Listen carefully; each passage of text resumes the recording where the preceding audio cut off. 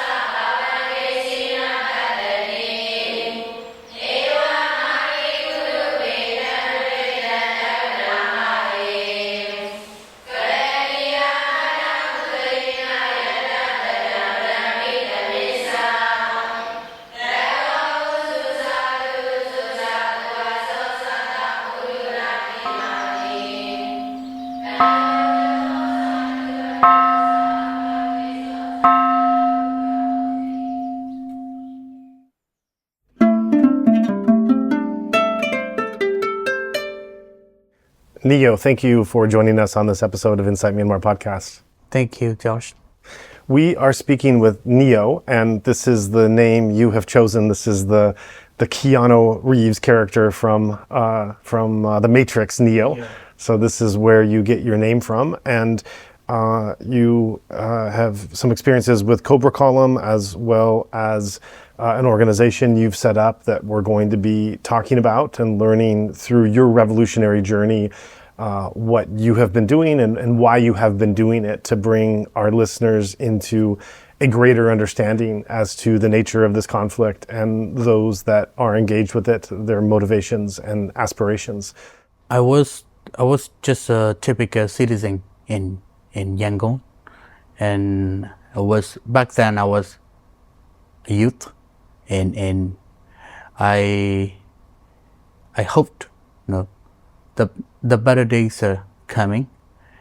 So I just focus on my own business, and before the coup happened, I ran this convenience store in front of my yacht, next to my home, and I did some other remote jobs, and I lived my life, full of joy. I work and I play and I drink.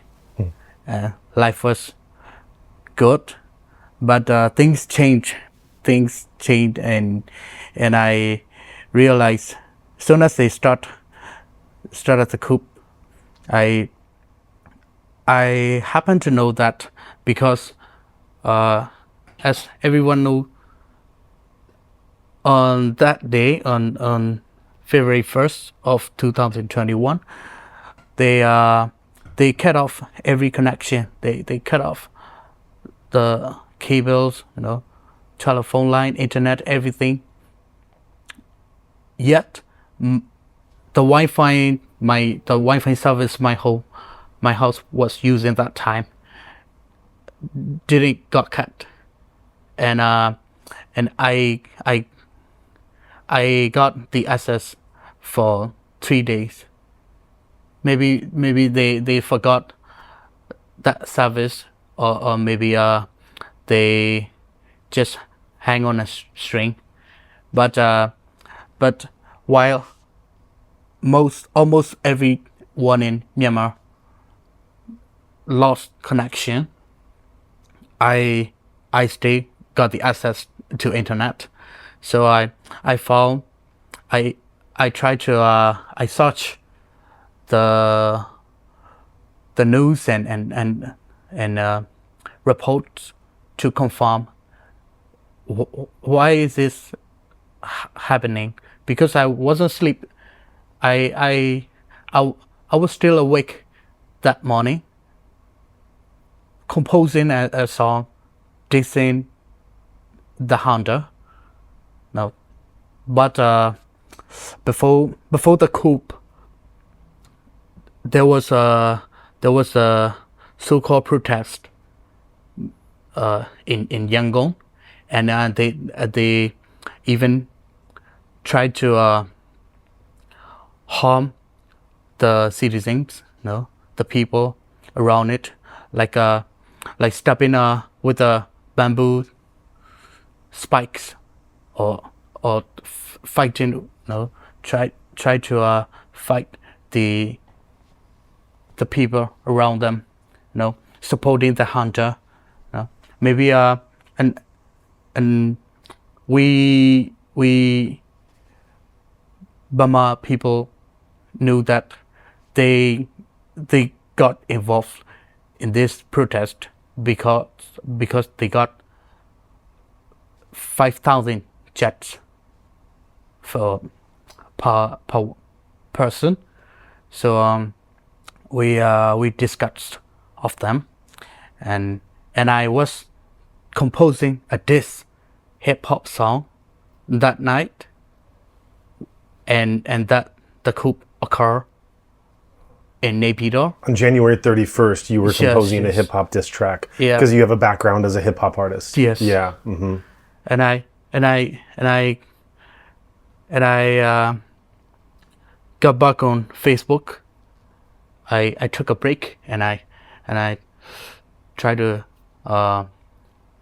to see the news, and everyone like mostly the one who lives abroad, they this go viral in on the internet, and there were several news and reports that Daung San Suu Kyi was detained, and they really did a coup, because we even mocked them. If you like to if you like to seek the power, don't seize it. You gotta keep the trash. We even mocked them because we didn't tracks. They got enough balls to do that kind of thing. But at the same time, we were aware, but not enough. We were aware that they might do it, but only a few percentage, but they really did it. So I tried to reach out to some prestigious international news agencies, and I got the confirmation they really did that shit. So as soon as I confirmed things, and I went into my father's room, and I woke him up and told him, "She met the fan," and he asked me, "What would you like to do? You wanna fight back, or you wanna go broke and study abroad? Choose.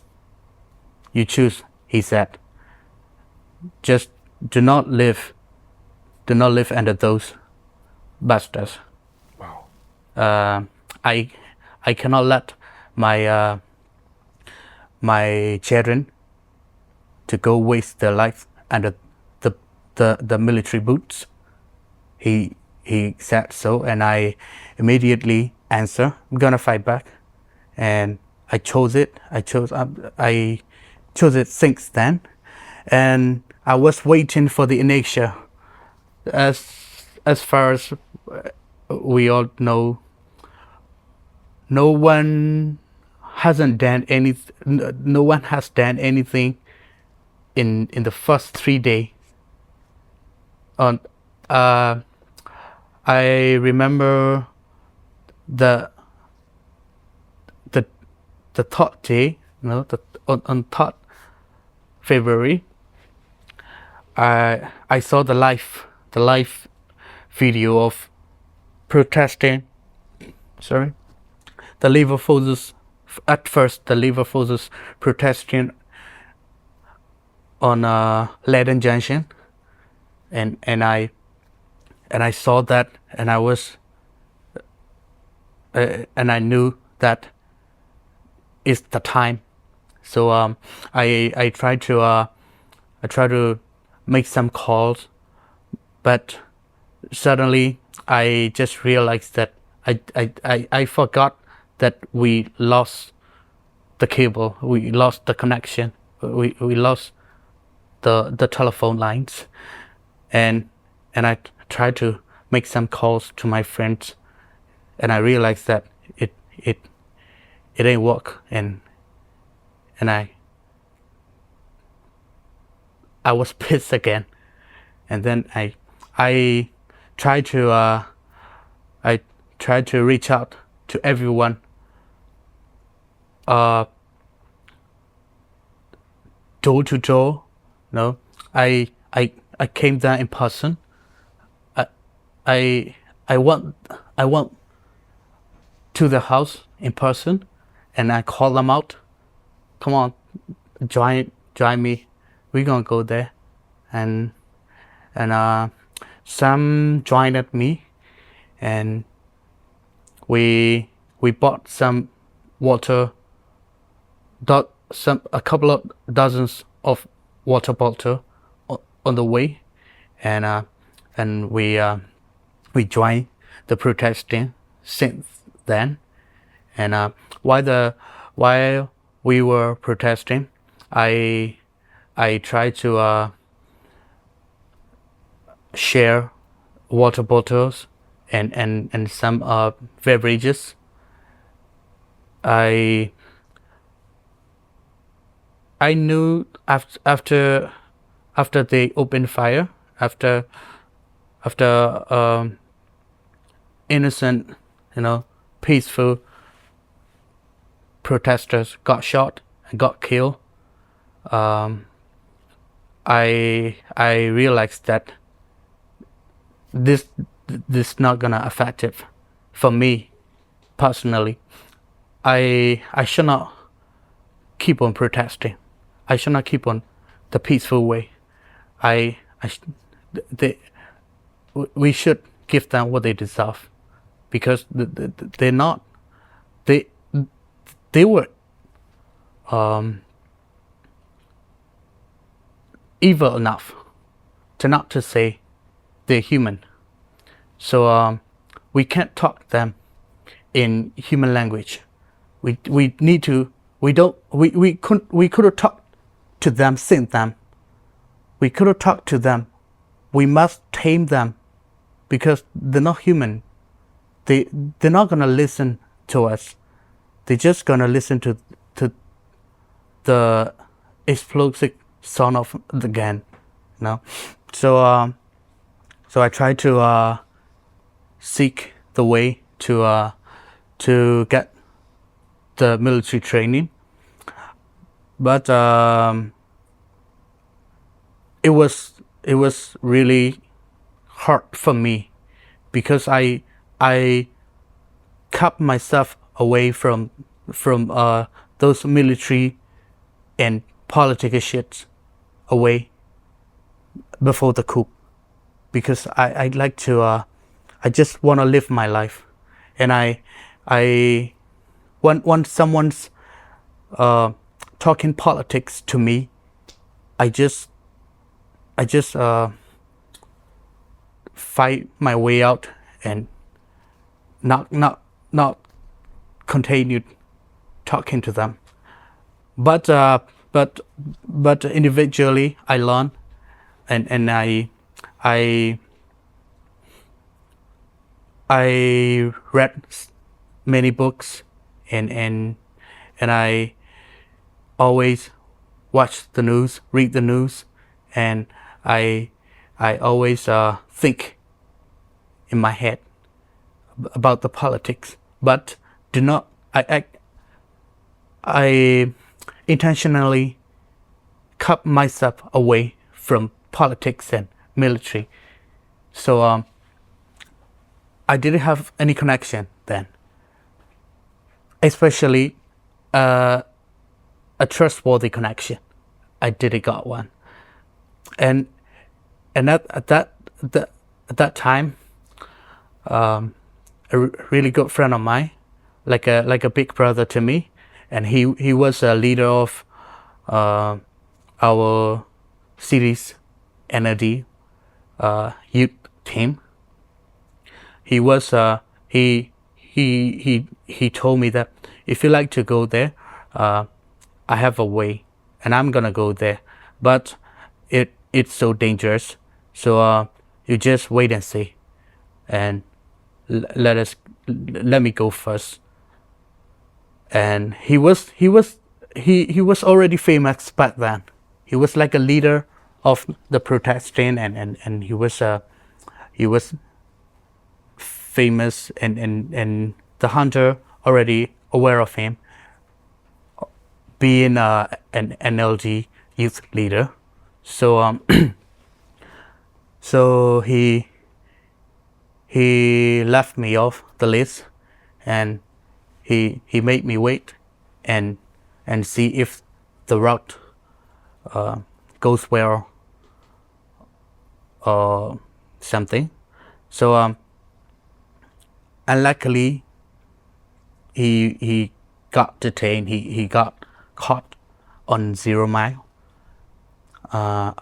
just outside of Yangon. So, but that was lucky for me, because he kept me. He left me out. So I wasn't there, but I felt bad, and the pool of my connection and my contacts, the pool of trusted ways, trusted routes got narrower after his after he being detained. So I had to wait and talk to some of the trusted people in an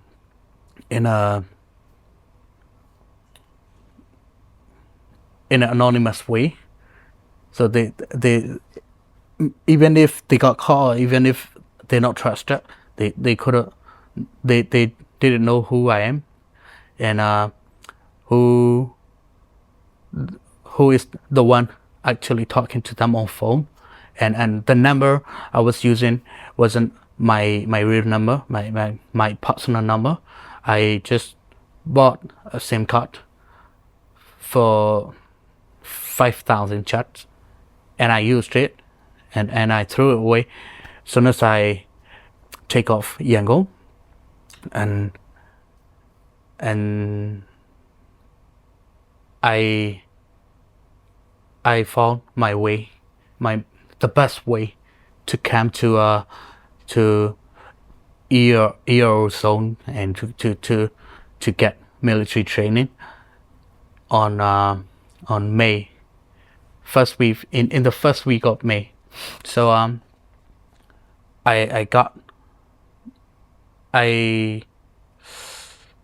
left Yangon, and I got to Myawaddy since then, and since then I haven't go past the Asia Road, the junction, the roundabout on the Asia Road. I haven't passed it since then. And before that, I haven't got on this southern part of Myanmar. No, I haven't been here before, and that was my first time, and yet the last time still. and that's how I got here. That is quite an introduction to bring us to where we are now, sitting here. And myself, as I think many of our listeners, I think we're filled with so many questions along the way of your journey to want to learn more, because it's really so many junctures and moments of your story. There's so many places to pause for reflection, although I'm also very, very happy that you went through the story and progressed as you did, because it's a tremendous overview to get to understand you and your background more. I guess starting at the beginning, the first thing I'd like to know is, before the coup happened, you talked about how you're a regular guy, you're a normal guy. You don't want to care about military, you don't want to care about politics. You want to work, you want to play, you want to drink. That's what you said. So can you take us back to those pre-coup years and talk a bit about what your work was, where the hip hop fit into this? You said you liked to play. How did you like to play during those days? And what was kind of your mentality pre-coup? Actually, I plan to release my first songs, my first EP, on June of 2021. I was working on it, but because of that bastard, everything goes poof, and I didn't want to do anything but revolutionary related songs. So during the protesting days, I make two songs. I make two songs, but I recorded in a studio, one, and after that, when I got to this side of the southern part of Myanmar, when I took the military training, while I was in training, and we didn't have, we were not allowed to use phones, and it was a very tight schedule, the training section. So we have to wake up early, and since we open our eyes, the walks. So we were just apart from the cities. We just face the primitive life. We just face it, and we were not well prepared, except our mental. We only have our spirit, but physically and the lifetime is we were not well prepared. So we got fatigue more than we should have been, and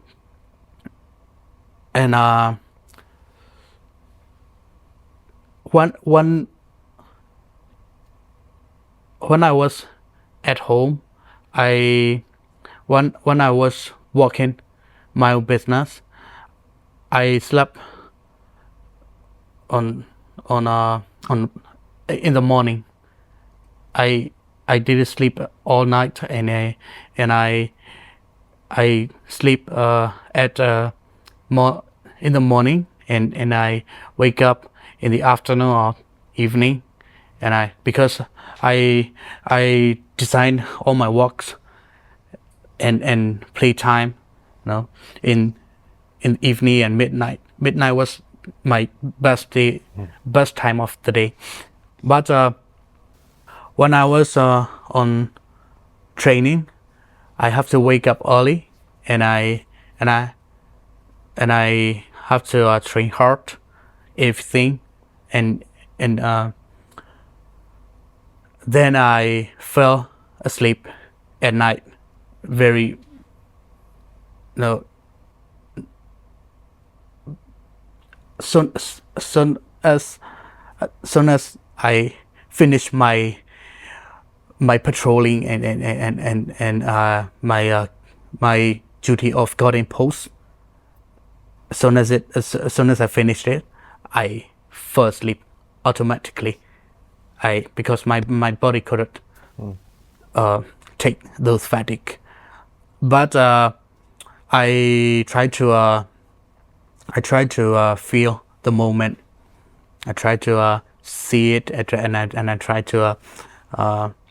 to compose it. And so I got, some days I got 4 or 8 bars. Some days I got 9. Some day I got 1 or 2. Some day I got the whole verse. You would write them down? Yeah. I was literally write them down. So you had paper and pen? Yeah. Yeah, right. And after the training, after 1.5 months, and when I got back to Legago, and luckily I happened to know someone who was running a studio there. He helped me to record that song. So I did record the song while I was in training as a PDF, the term PDF hasn't occurred yet.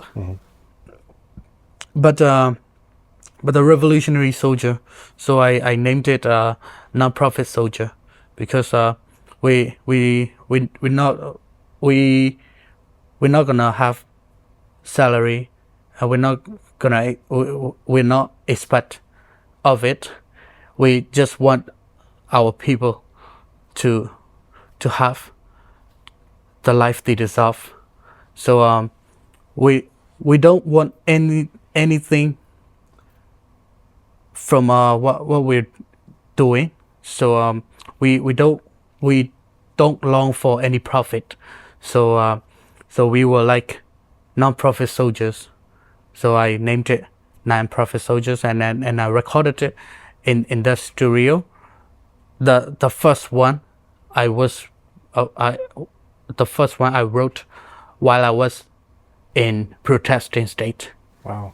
Stage, and that's how those two got recorded, and a very good friend of mine made the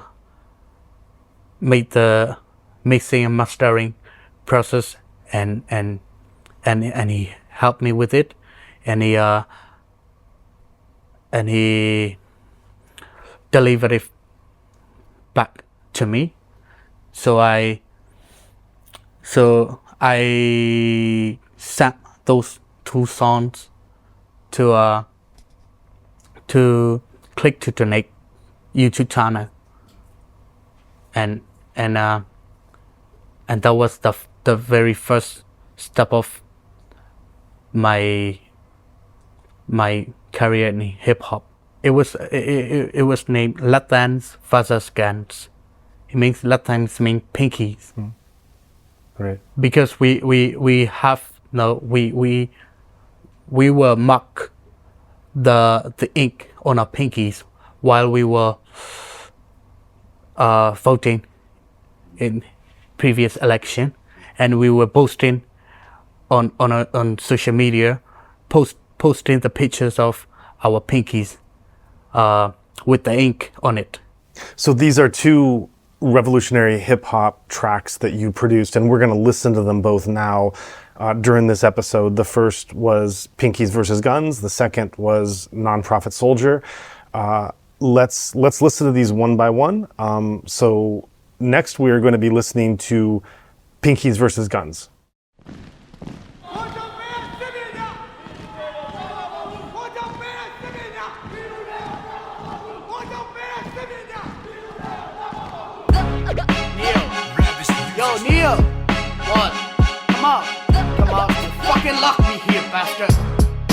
I'm sorry about that. But this time, it can't be done without you. Why? Because I can't fight this war alone. I need you. Alright, let's take them down. လောက်လောက်ကြီးခတ်မလဲငါလောက်ကိုတွေ့ရှေးရှင်းစားပြစ်လိုက်ချမ်းစီတွေရှင်းထွက်ပြီးတိုက်ရမယ်ဖွင့်ဆိုင်ချလည်းမနဲ့ဆိုင်ရတဲ့ဆွဲနဲ့တန်တဲ့အောင်လဲတူမဲ့လူငယ်ဖွင့်ရှေးရတော့တက်ဒီခဲ့တယ်မနဲ့ပြတ်မောင်မီခတ်တွေဘလောက်လောင်ပြီးကျွမ်းမစင်လေးကွက်ကြီးချမ်းအောင်ပြူရောက်လာမထောင်ပြီးပြတ်တော့တက်မဲ့ကလေးတွေဖြောင်းမဆော်ကြီးစမ်းမဲ့ခဲ့အဆက်ဆက်ညစ်ပတ်ခဲ့တဲ့ကြောက်ဆက်ပြီးပြတ်မယ်နောက်ထပ်စီးစမ်းချမ်းရှာပြီးရေးကိုရှေးစစ်အာနာရှိပြုံးချရှေးဖေးလူရှေးကိုရှေးဝေးတဲ့တော့အကူပြန်ဝေးဖို့ချိုးပွင့်အောင်လဲတူမဲ့ထိုးတဲ့နေ့အရှောက်လာတဲ့ခါကိုတိုးလေးမလို့ချေနိုင်ငံပေါ်မှာပါသစ္စာဖောက်ဖြတ်ရွှင်းနေအမောက်ဆက်တွင်းခဲ့မင်းတို့စောက်ရှက်ကင်းမယ်အချိန်ကြရင်တော့မပေါ့မဲ့ပေါ့ဖက်စီရင်နေငါတို့စောင့်ကြည့်နေမင်းတို့ဘလောက်စောက်ဆက်ပြင်းမလဲသူရင်းများကောင်းလာမလားမျောလေးခဲ့တဲ့ကူဒီမှာတိုင်းပြည်လုံးဆက်စုံရုံရှာနူးနူးမြက်ကစူဝီတာဖေလုံးခုတ်အမြစ်ပါဖို့ညို့ခတ်တဲ့ကူဘီစာကူဒီမော်တဲ့မျိုးရုပ်တော့ဝင်စီတီတူဘီတော့သူရင်းများကောင်းလာမလားမျောလေးခဲ့တဲ့ကူဒီမှာတိုင်းပြည်လုံးဆက်စုံရုံရှာနူးနူးမြက်ကစူဝီတာဖေလုံးခုတ်အမြစ်ပါဖို့ညို့ခတ်တဲ့ကူဘီစာကူဒီမော်တဲ့မျိုးရုပ်တော့ဝင်စီတီတူဘီတော့ငါတို့အစားလေးကမကြောက်တော့ဘူးထင်လို့လားအော်လေကြောက်တယ်ဒါမဲ့ဆောက်ရှက်မဲ့တဲ့မင်းတို့လက်အောက်ကနေဖောက်ထွက်ဖို့အတွက်တော့ခုသမလောက်ရှင်းတော့ထပ်ပေးရဲတဲ့နောက်တက်လေတနတ်လက်မရှိတဲ့လူကိုရှက်ဆက်ပြီးတဲ့ပြတ်သက်ကြီးမဲနိုင်ခဲ့တာနိုင်ငံရရသိတဲ့တိုင်းပြည်ဘန်လာကိုမတက်မရှာတဲ့ကပါပပပြီးဝဲမင်းတို့အားလားရှင်း generation ဆက်ပြီးပဲလက်လက်အားကိုရှမ်းကားလာကိုချဖို့တဲ့လို့ကိုတို့တမ်းတော့ uniform ချုပ်မစိုးစိုးတဲ့ဟုတ်ရုပ်တော့ခဦးတွေစုံမျိုးမျိုးတွေထုတ်တိုင်းပြည်ကိုthis so ကိုဒီရုပ်ကိုထုတ်မျိုးရုပ်တိတ်တဲ့စုပ်ပြချက်ကဒေဝတက်လို့ဟိုအစုံချိုးထုတ်အသားတွေကငေါထွက်နေတဲ့ show ပုတ်မျိုးစုံဖိနေတဲ့ကြားကချီးလိုက်တဲ့အားများဒီပြိုင်ပွဲထက်မှနိုင်မဲ့ဘက်က CDM ကိုတိုးလို့ကူရီများကောင်းလာမလားမျောလင်းခဲ့တဲ့ကူဒီမှာတိုင်းပြည်လုံးဆက်စုံရုံရှာလူလူမြက်ကစူပြီးသားပင်လုံးခုတ်အမြစ်ပါဖို့ညို့ခတ်တဲ့ကူဘီစာကူဒီမော်တဲ့မျိုးရုပ်တော့ဝင်စီတီတူပြီးသွားကူရီများကောင်းလာမလားမျောလင်းခဲ့တဲ့ကူဒီမှာတိုင်းပြည်လုံးဆက်စုံရုံရှာလူလူမြက်ကစူပြီးသားပင်လုံးခုတ်မြစ်ပါဖို့ညို့ခတ်တဲ့ကူဘီစာကူဒီမော်တဲ့မျိုးရုပ်တော့ဝင်စီတီတူပြီးသွားရဲတော့ဘောအောင်အမီ The bar goes နိုင်ငံပေါ်မှာပါတစ္ဆာဖောက်ဖျက်ရွှင်းနေအမောက်ဆက်သွင်းခဲ့မင်းတို့စောက်ရှက်ကင်းမဲ့အချိန်ကြရင်အတောင်ပံပေါက်မဲ့ဘောက်ဖက်စီရင်နဲ့ငါတို့စောင့်ကြည့်နေတယ်မင်းတို့ဘလောက်စောက်သက်ပြေးမလဲ It goes like they betray their own nation their own people and they make the error they put the error and they put the future of the whole every generation of this nation into darkness and yet they feel no shame they are disgusting so we the mob we the bunches of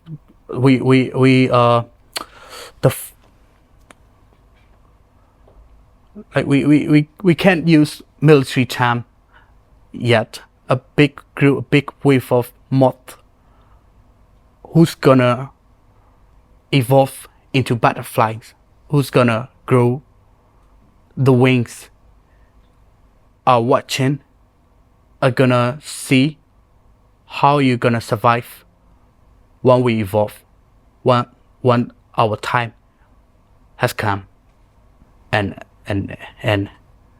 that was the meaning of those two bars. Yeah, It's powerful stuff. yes, and it is linked to the next song. It was before we took the training. So on the next song, we grew wings. We got evolved, and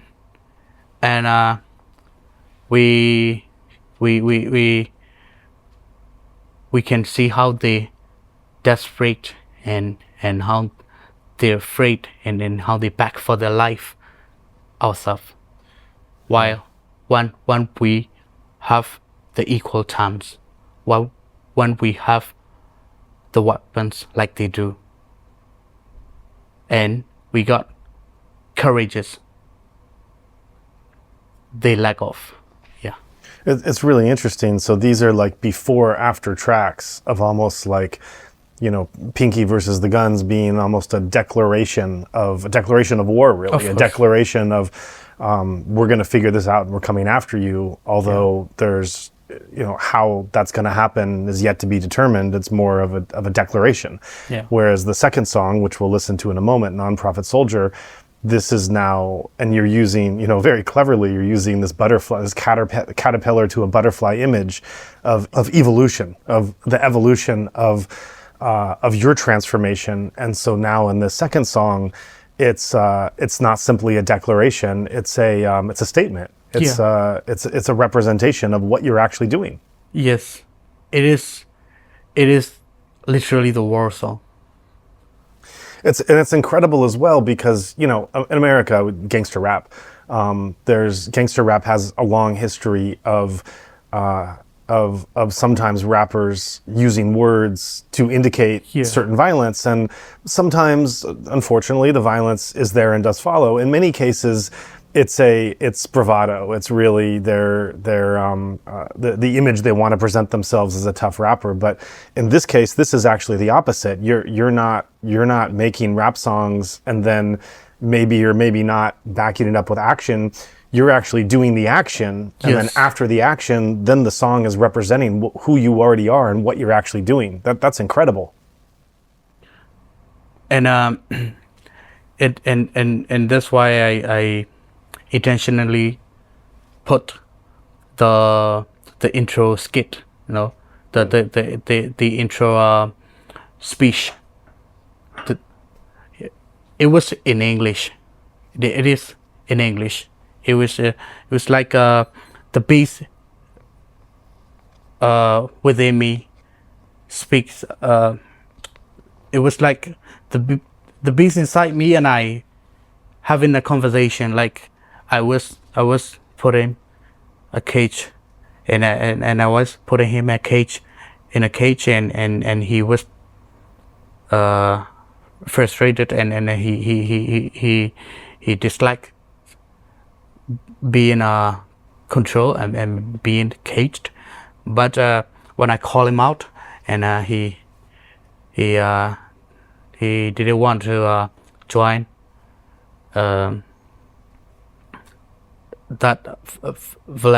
he didn't want to volunteer that easily, but I encourage him, him being myself, and I encourage him. I see. Like I can't do this alone. So because I call my evil side out to do some some killing or something, some violent things, because we have to fight the fire with the fire. So as we agree, on the first song, it's like I put like we're gonna take them down, and on the second one, it directs from it to we're gonna shoot them down, and I put the real cocking sound of the gun in it. Wow. Yeah. That's really intense, and I'm also curious about your use of hip hop as a medium. First part of the question is what about hip hop makes this an appropriate medium where you can be creative and express what you want to express in these terms? How is hip hop specifically useful as a medium for this creative expression? And then the follow-up question with that is who are your influences in hip hop, Burmese or American rappers or otherwise, who what hip hoppers have inspired you over time? Most of them are Americans and Africans, like well, when I was a kid, I grew up listening to Eminem, because he was very famous in a country, and he's very famous in the whole world. Sure. Yeah, but in our country, we couldn't have a chance to to listen to much artist. Not we didn't get that luxury, so I didn't got to listen to many hip hop artists, many rappers. What did you like about Eminem, and could you understand his words, and what songs did you like? At first, I didn't understand at all, but those the lyrics and didn't understand the lyrics, but the bars and the flows and the delivery, the bounce, the bounce of it was mesmerizing, and it makes me happy. Listening to it makes me happy, and I feel like I was in my own universe. I put the earphone, turn the volume to the max, and I listen and I enjoy, and from Eminem, I got to listen to Rakim, Tupac, Biggie, and Jay-Z. All the classics. Yeah. Yeah. And Mos Def, for freestyle. Old school stuff. Yeah. Yeah. Do you have favorite songs? Of course. I can't say what are my favorite songs, what are my best 3 or best 5 or top 5 or top 3. I just listen to according to my emotion. When I feel like happy, I listen to like some happy vibing songs. When I feel like sad, I listen to the down to up, the song that related to my current situations. So I can't say what is my favorite, but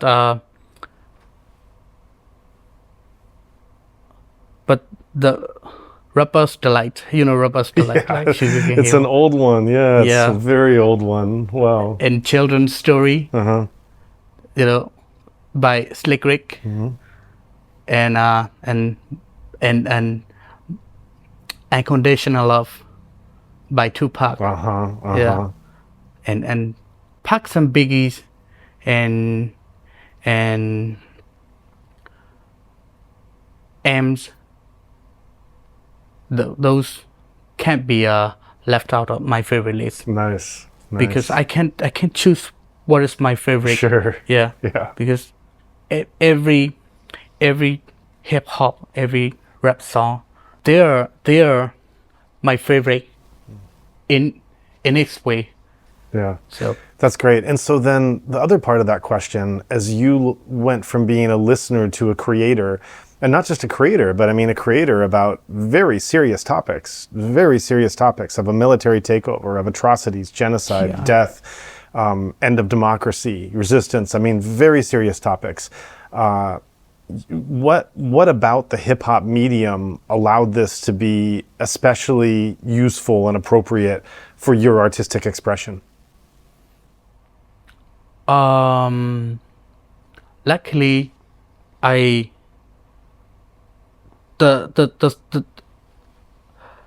tracks I loved, I still love the tracks I loved were they are about those serious things. Luckily, I love those songs, and I like some clubbing songs, like Far East Movement, or and like Snoop's or Wigs, and even Wigs has some serious songs. I like the happy songs, but I love serious songs. So those tracks make me think how they like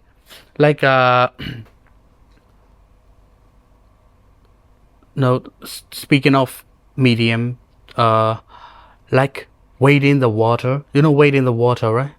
No, it's like a anthem, no, like a chant, no, like a code, no, to African slavery, you know, to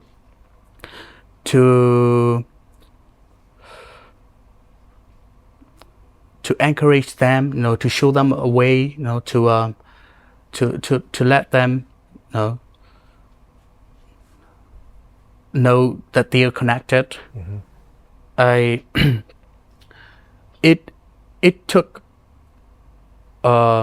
it played a really big part, a viral part in for the end of African slavery, like wade in the water.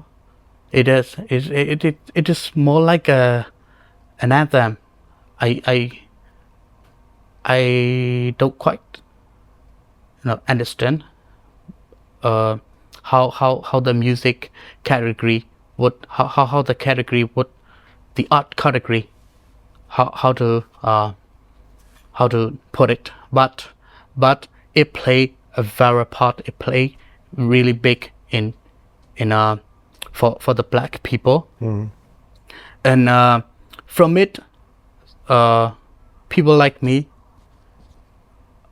try to explore and try to seek, try to search what they have experienced, what the situations back then, and how's the situations back then, and what kind of hardships and what kind of struggles they have to face and they have to go through. So those musics are like not only hip hop, you know, like punk, rock, every kind of hip music. Musics is like a very short version of an odyssey and history, a history book, because in some few bars it can say the whole history, you know, it can state a decade, a century, right? You know? Yeah. So Wow. the Facebook, the hip hop medium, I was relieved because hip hop was there. It not only hip hop, the music was there, because since I took off, since I left my house, I haven't been to my house for a couple of years, and I don't know when I can go back again. Since I came here, since I got here, I've faced many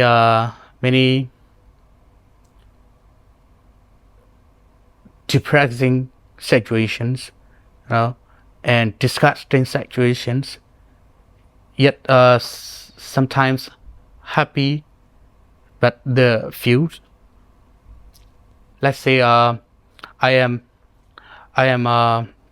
having a good time with a friend, and we will having a good time, and we were vibing together. We were playing some music, sharing our favorites, and we were listening to it together. And we we got drunk together, and we say some we share some jokes and we laugh. But when I lost that friend, those happy times turned like a bitter medicine, because it was happy and sad at the same time. It was happy but bitter, like bittersweet memories. So I have to control myself. I have to keep my mind straight, and I have a lot of difficulties. Like while I was on the other side, I was in a primitive kind of environment, both in it and on cities. I face many kind of difficulties. Not only me, everyone has their own problems. But sometimes we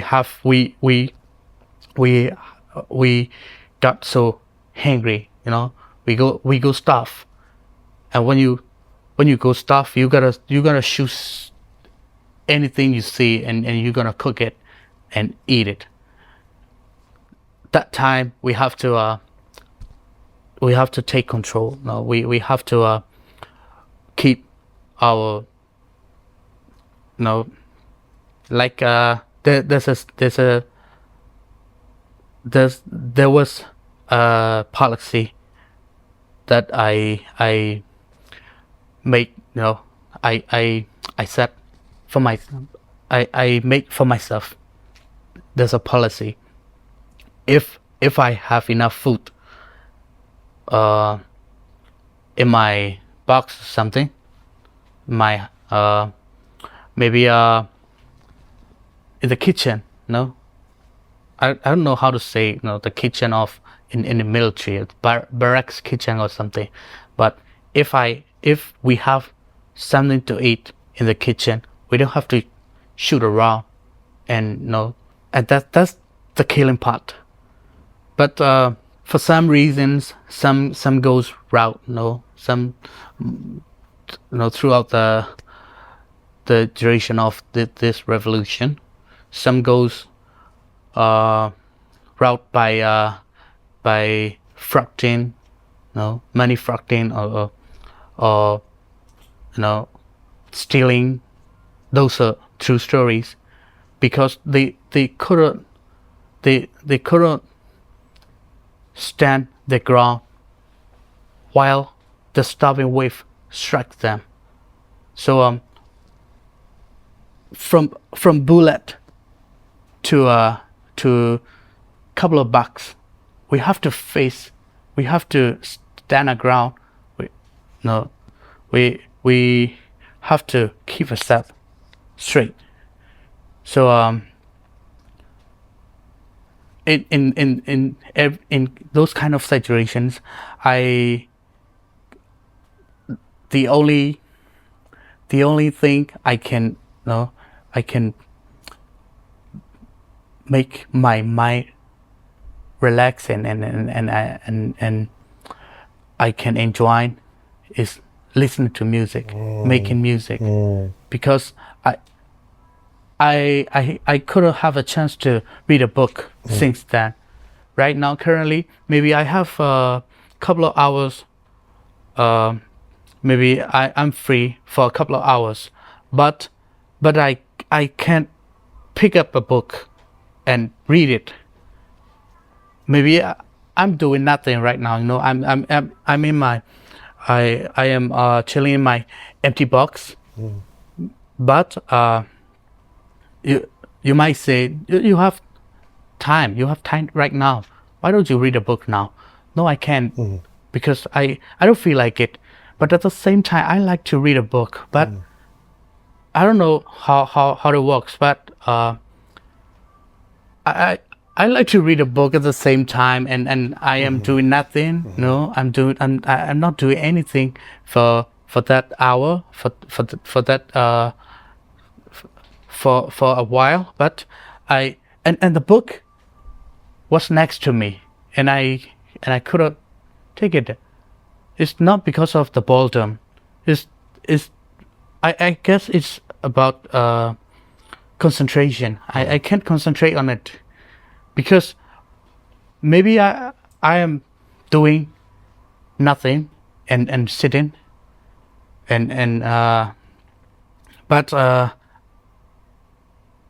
I feel like I am waiting for some calls or some message pop up, for some duty or something. Maybe it doesn't pop up. Nobody calls, but it feels like I'm waiting for someone to call and tell me what something's going on or something I have to do, a course. It's really, really powerful. What an answer. And I really appreciate what you said about how an entire history can be contained within a couple of bars. And as you said that, I was thinking about American hip hop and some of the particular bars that stand out and that have become part of the vernacular and referred to in all kinds of ways. And I'm thinking off the top of my head, so I'm sure that those who have more time, this is the kind of list that people, fight and debate over based on their passion for the music. I'm thinking of like Jay-Z's line, "I'm not a businessman, I'm a businessman." Yeah. Or I'm thinking, Tupac has had so much. I mean, just his title track, "Me Against the World," and what that stood for. One stanza that's coming to my mind from Tupac that I've heard quoted, and that's so symbolic and symbolic of him and his life and who he was, is "Buy me a bottle of gin in case I don't get in." Yeah. Eminem, I'm thinking of during the recent presidential campaign between Harris and Trump, when Obama introduced Eminem at a rally in Detroit, Michigan, where he's from. Obama just almost naturally, without thinking about it, started reeling off, and the crowd went crazy, before introducing Eminem, saying, "Knees weak, arms are heavy, vomit on a sweater already, mom's spaghetti." It's just these, and even that line, that the meaning behind that line, that particular line, might not be so much, but you just say those words. Obama's just saying those words, and the whole crowd. I mean, it's just that lose yourself energy of, knees weak, arms are heavy, vomit on a sweater already, mom's spaghetti. And you see Obama in this clip, and he can't stop himself. He just keeps going next line and next line. They started vibing. Right, because it's so momentum, or Biggie. I mean, like, how many times have you seen something like, never get high off your own supply, that quoted in so many places. Or, I was listening actually to a podcast on about Biggie, and it was they had this whole, like, I don't know, 10 or 15 minute section analyzing the chorus of "If you don't know, now you know." And they were saying that, and it was so interesting because they were saying that there are two different kinds of people in the world. Yeah. There are those people who lived in a world where this stanza had never existed and they heard it for the first time. And then there are those people that were born later and they've never known a world where this wasn't like kind of common, common speech, because it was just this line of "if you don't know, now you know." There's so much in those words that come to you that bring everything together. And so, so I think this is the kind of thing that if we were to open up a different kind of episode, we can debate 1 hour, 2 hours, what are the most impactful lines and what do they mean to you, and have a top 10 list, because, this is the kind of things that aficionados and fans in the industry care about. It's so awesome how much you appreciate this and what this means to you. And I want to go back to that, the episode of when you're in those difficult situations and the only thing you could focus on is these lyrics coming to you. I want to get there in just a moment, but first I'd like to have our audience hear this second track, "Nonprofit Soldier."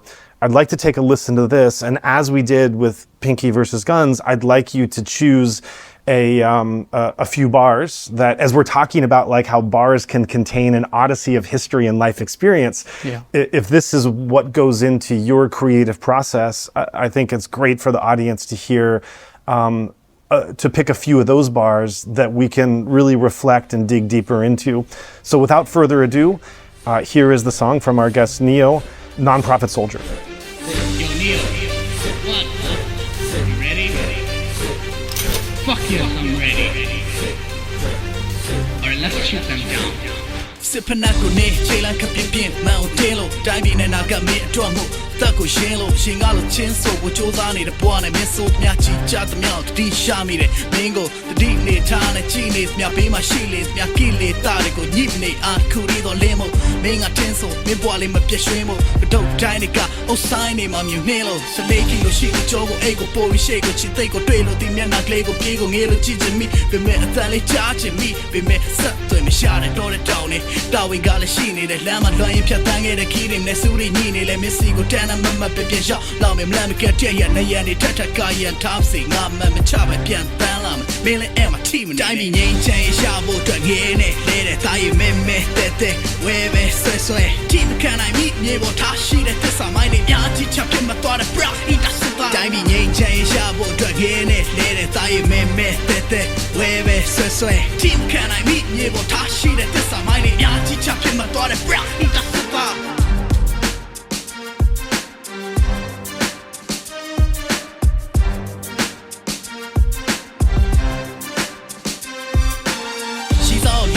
Need now, cheap. Now you're being on my sheet. The Miaga lays out your teeth. Me, wait, but do the ye lay a go G. The shade, the could be a day that the shit. To shit, me, she don't do, I thought of she don't. You know it, but I do it quite the Mia Stop Island, Tito. Chokano Mele, your clown pants, Dola and keys, so I did it. I saw your Jan, Chong Chan, Ben, Savi, down Jai, down in Garo. She was going in a Comariga, Lau Pianila, Shaolang at a chill, and I have ban, I drop it. Oh, me, all went to be all and with pack, I damn it. I don't have Pian, man, I'm a chile. The show was a good I must, I go Pian, Chile. Nigga, Gana, Tiwe, Velo, Hand, Chile, Solo Posana, Dine, Arubama, Man, Yashi, Yay, Change, Shabo, Dragene, I Meme, Tete, Webe. Sesue, Team, can I meet you? What Tashi, that is a mighty Yachi, Chaplin, the daughter, Bra, Diving Yang Chan, Shabo, Dragene, let it die, Meme, Tete, Webe, Sesue, Team, can I meet you? What Tashi, that is a mighty Yachi, Chaplin, the daughter, Bra, and I can't show the name about they will share what 20, Lana, she do go again, Cholo, knock. Talk so them yak, but the dim mama jada, got the ding gong will kick. You know, Tantino, you they twist this up. These a below quick, see my Peter, King Jolo Jimmy, Anna Shisne, game and your manang at the no Asian lawns up, you win double. Diving Yang Chain, Shabo, Dragene, let it die, Meme, Tete, Webe, Sesue. Team, can I meet you? What Tashi, that this a mighty Yachi, Chaplin, my daughter, Bra, Diving Yang Chain, Shabo, Dragene, let it die, Meme, Tete, Webe, Sesue. Team, can I meet you? What Tashi, that this a mighty Yachi, Chaplin, my daughter, Bra, Yeah, goes like Shirotum, Atarim, Shiro, Lumui Badai, Tuiquedamia, Saupoke Island, Tiro. It means whether we have everything or whether we lost everything, we're together. We have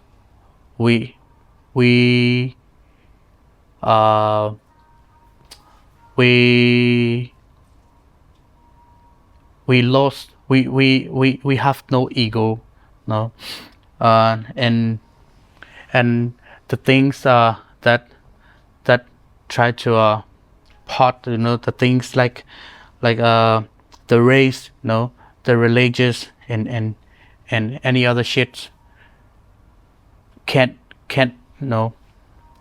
make us apart. We're comrades. We're together in it. Mm-hmm. Yeah. And why is that those particular bars? Why is that so impactful to you in this song? Because the PDFs, we came from different places, different races. So we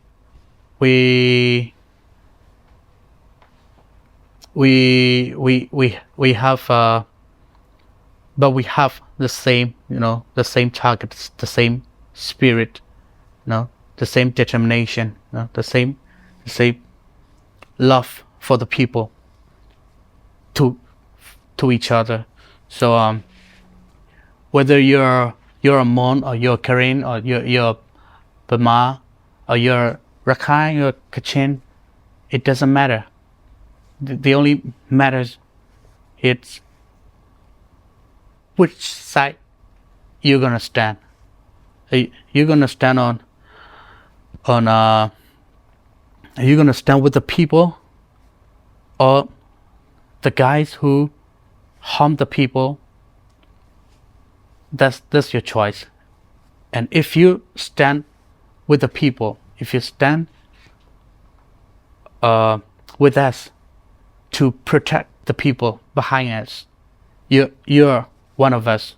I am one of you. So whether you're the same or different religion, or whether if you're you're from how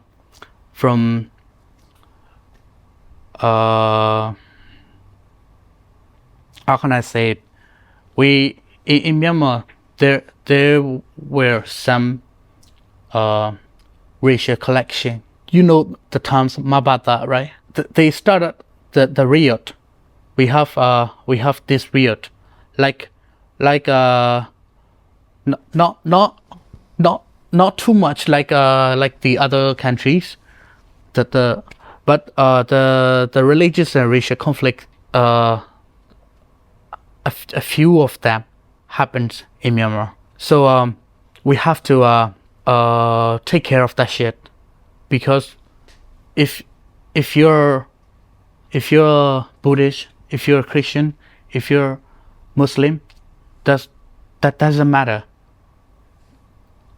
You're one of us. You're the same. Everyone's the same. No discrimination is allowed. And for PDF comrades, it doesn't even need to restrict. We ourselves feel the same. We don't have we don't have any discrimination, and then we don't allow if someone start to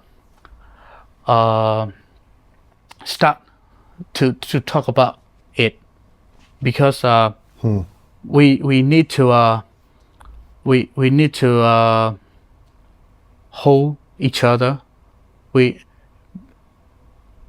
Even if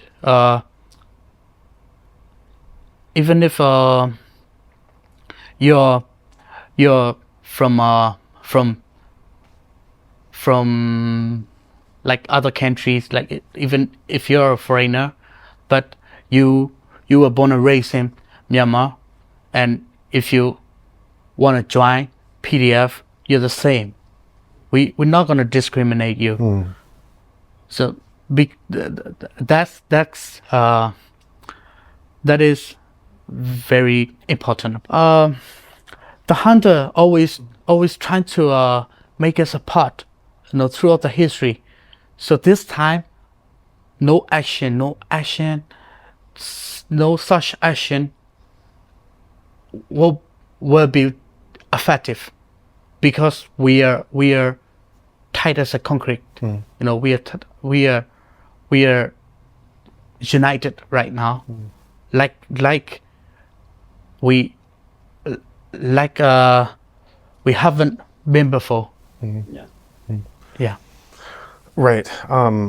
And the way the journey, both your individual journey and your country's journey and your generation's journey, to be able to achieve what you have in the last few years, it follows your own personal experience as expressed in these songs and expressed in that skit, that you have a vulnerable part of yourself speaking out, asking for help, really, from, in your words, an evil part of you that has to come on the scene in order to, and I actually, if we're making hip hop references, so you can't help but think of the hip hop reference of Guilty Conscious, Eminem and Dr. Dre, and it reminds me of that immediately. And you had to call upon that in your journey in order to get to where you are now.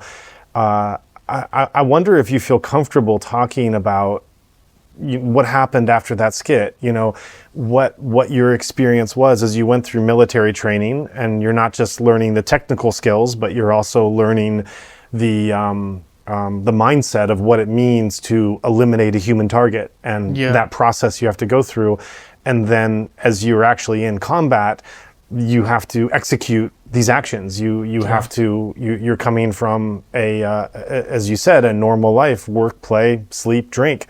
And suddenly you have made a decision based on the realities of your country's situation to eliminate the lives of these enemy soldiers. And whatever the background of those reasons and justifications, it doesn't make the act any easier.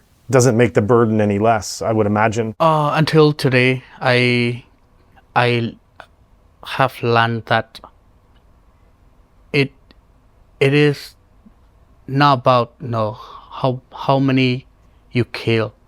It's about how many you save. And as everyone knows, the military soldiers, the hunter, the ratio of them and us are really, really obviously different. But we could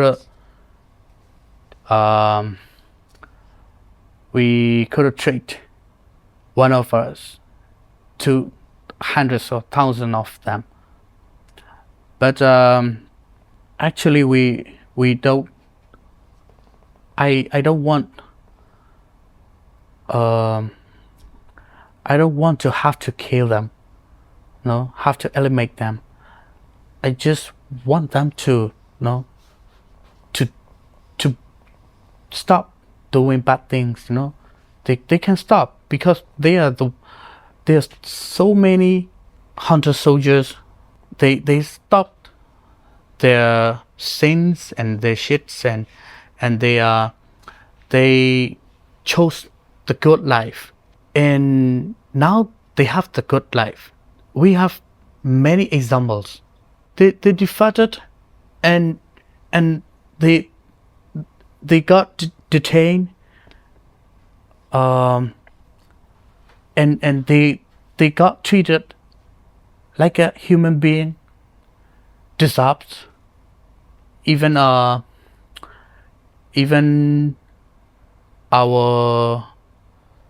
privates, our troopers, have to carry the goods and the foods for them. When I was in on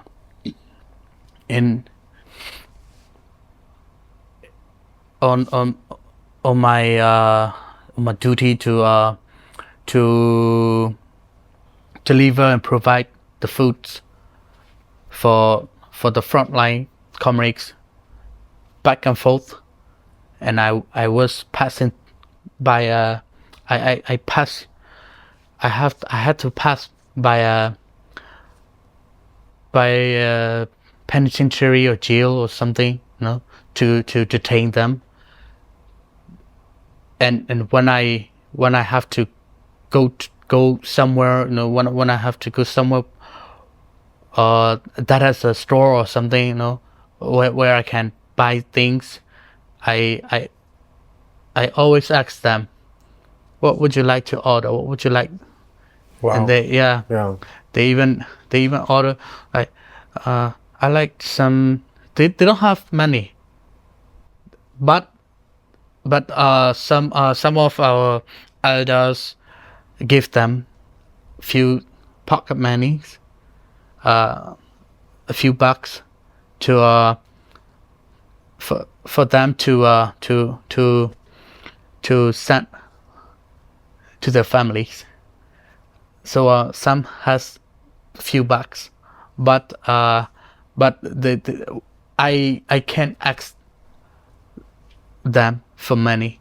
So when they order like a shirot, a Burmese cigar, shirot, and some chewing beetles, and for chewing beetles, they have several tastes and ingredients. different ingredients. If someone goes 92 or something, the other ones goes sickness or something. I have to keep that in mind, and I buy for PDF comrades and for the jail, for defected, no, not defected soldiers.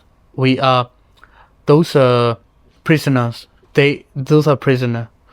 The defected soldiers, where they have two options.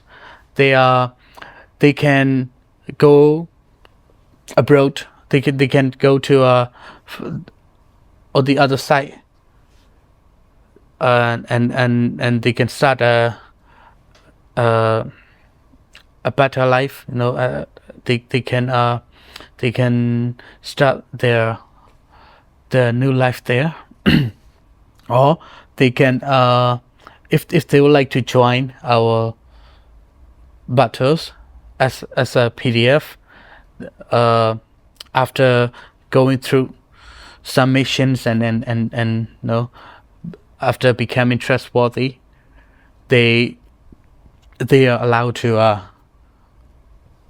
fight with us, and they have the same opportunity, the same. We treat them the same. Even the prisoners, we treat them well. But if they have one of our men, that man should be wishing that he is dead. He is dead with one shot or one punch, because they're not gonna kill you. They're not gonna kill you easily. They're gonna make you wish you were killed. Has that happened where soldiers have pretended to defect and then harmed the resistance soldiers? We have to be aware of it, but from my experience, in my experiences, we haven't see such dangerous. Yeah. They're not gonna kill a PDF. They're gonna make a PDF to be killed. They're gonna make a PDF wish to be killed. Yeah. I see. Right. And for us, for if one of our comrades got caught or captured or detained, we don't know what to wish. We don't know what to expect. And I wish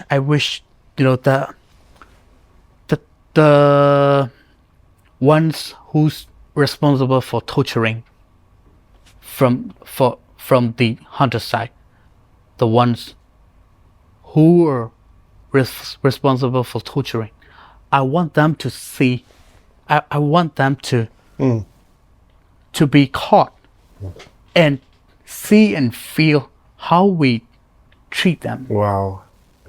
That's incredible. Yeah. I mean, I don't even know what to say to all that. I guess one question I have is, you're so aware of these light and dark elements. You're so aware of what you're fighting for and what kind of future that you want. And yet you are, by your own admission through this skit, you realize that you are pulling up dark forces in order to be able to achieve what you want. So how do you, and as you say, that's necessary at this point, and because there's no other language they speak. But how do you try to find ways to preserve your humanity and to keep your humanity pure and intact and light and the way that it was before? How do you keep that humanity while also having to engage in actions that are really very difficult? Well, I am not the same I was before the coup anymore, for sure. Yeah.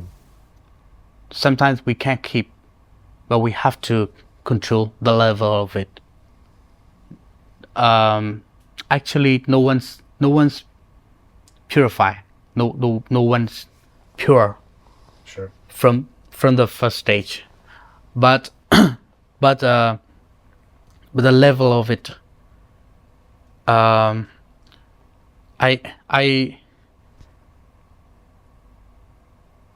could have killed a chicken or a bot or little animal Before the coup, you before. couldn't. Yeah, I thought I don't have to, Oh.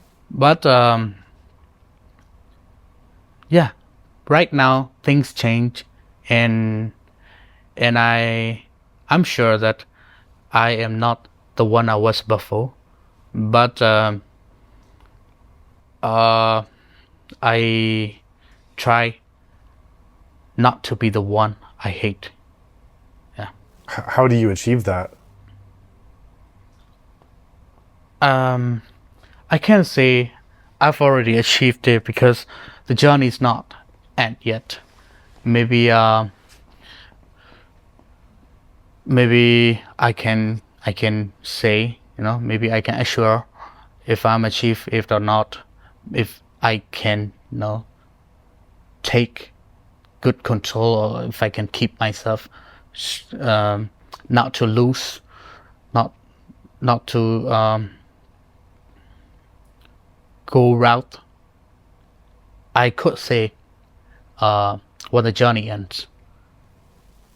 But do you have practices or strategies that you employ to attempt to preserve that humanity and to not become, in your words, someone that you'll hate? Yeah. As you're also doing these difficult tasks, what practices are you trying to do in order to keep yourself centered? For me, I don't think I'm very good, but I don't wanna be a bad one. So I can't say I'm a good man, but I can say I am trying as much as I can to not to be bad. For that, I think about, I imagine myself in the next 10 or 15 years, and when I see the old guys, the old man, I imagine myself, what would I do if I'm that old? What I be doing? And maybe I will have children in the future. So what would I answer when they ask, Dad, what were you doing in your 20s or 30s? I ask myself. Most of them came from my father, because as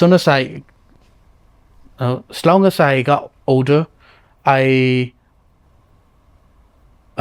older I get, the more I realized that was so difficult, that was so hard for him to live. The young father I saw when I was a kid, how he acts, how he speaks, how he thinks, and how he keeps his morality.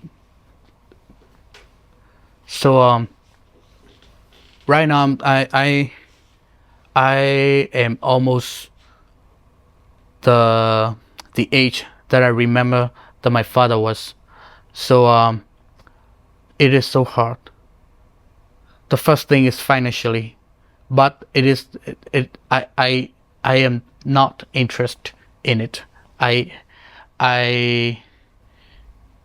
don't think my own business and my own financial development doing the revolution. I might think it after that. So that's not a problem. But the moral thing and the way he speaks, not too rude, but not too vulnerable, and the way he thinks. What might he do? So I learned. He never taught me. My father never taught me. But he made me learn by myself, by watching him. Sometimes his mistakes, of course. I'm not gonna do that shit when I am an adult. I thought sometimes there are few things, few mistakes, and the thing is I try to maybe I can't leave a legacy, a big one, but I am not going to leave the world. No, I'm not going to leave this world with a bad name, and I am not going to let my parents be sad that they did raise a monster like that short bastard Myawaddy. Everybody hates him, and everybody disgusts him and his parents. Their parents, like Adolf Hitler. Yeah. See, no one wants to be his generation. No one wants to be his relative. No one even wants to name himself or his son Hitler. Right? In Myanmar, Myawaddy name, no one wants to. It's gone. Yeah. Like Adolf is no longer a name. Of course. Myawaddy, the name is gone. So unfortunately, if you're a kid named Myawaddy, and that was before the coup, but right now he must change his name. Yeah. Because he's gonna get bullied. Yeah. Unnecessary shit he's gonna face. Not because of his fault, just being the same name, and that's how a bad name. So you're talking about this element of shame, and the shame that is and this fear of shame, which is we see in Burmese culture, this shame that comes from Myawaddy's parents, the blood below him, his descendants, his children, his actual name. Everything that has become associated with Myawaddy has become associated with this cringing, horrifying sense of shame, even to the extent that an innocent person with a similar name, which in Myanmar many people have similar names, that even this is cringeworthy. And I also just want to highlight how you referenced when in looking at how you're trying to preserve your humanity in such a difficult situation. You reference both forward and backwards thinking. Forward thinking in terms of visualization and visualizing who you would be in 15 years and what your context would be. And then also backward thinking in terms of your father as a role model and a guide, and seeing a caregiver that was not perfect, as you say, but a very, all in all, a very good caregiver who taught you lessons both by what he did and what he said. And so, one of the things you're calling upon is how you, and to connect those two ideas together, the sense that you don't want to live with the kind, with even a speck of the kind of shame that Myawaddy has now, and everyone associated with him has now been plunged into. So as you don't want to be a person that you hate, in your words. And so you're looking at how can you do these actions to achieve what you want and not bring shame upon yourself, not bring shame upon your name, upon your family, upon your comrades and Cobra column and your future children. That, I mean, you started this answer off by saying, when my children ask me, what were you doing then? You want to be able to give an answer without shame, and without shame of saying, well, I didn't do much. I was afraid of this and that. And also, I did a lot of things I don't want to talk about because they're, like I went a little too far. You're thinking of this visualization of how can I give an honest answer with integrity of doing what I had to do. In some ways, this is recalling to me the moniker we hear of what they call the world's greatest generation that's attributed to the World War II veterans. I did what I had to do. I went to Nazi Germany. I fought those Nazis. I did some hard things, had some trauma, but then I came back and I continued my life. I did what I had to do. That's the expression that's heard. And indeed, with the greatest generation, it's a very common thing. A lot of, most of those have died off, if not all by now, but a lot of those veterans say they don't so much talk about what they did. Those memories kind of stay with them. They very rarely share those specifics. But what they do say is I did what I needed to do, and I preserve freedom for our world and our country. So it sounds like that's something of the guiding principle. Every experience, every butter related experience, and everyone has at least one of my comrades died, and I lost one, and I could initiate. I could start the intro and the initiate lightly, but